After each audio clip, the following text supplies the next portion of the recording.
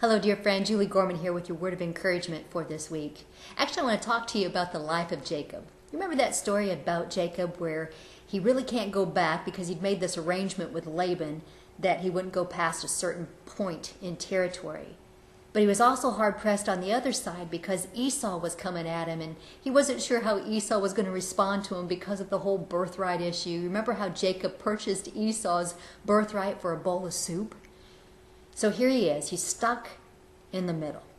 Have you ever been stuck in the middle? I know I sure have. But Jacob's life gives us a really critical step that we have to do if we find ourselves in that place. Check out Genesis 32. Genesis 32 verse 24 says, "Then Jacob was left alone, and a man wrestled with him until daybreak.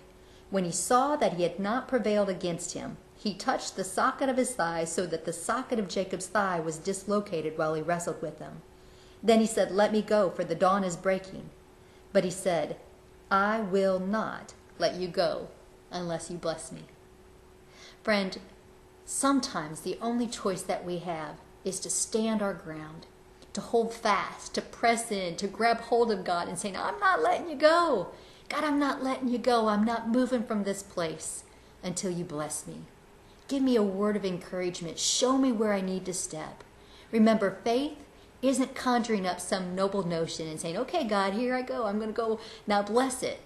Instead, faith is hearing God's voice and then simply aligning our life to follow after Him. Today, would you do that? Would you get yourself in a place where you can be quiet? Wrestle with God if you have to. Hold fast to Him. But don't move from that spot until you know that you've been touched.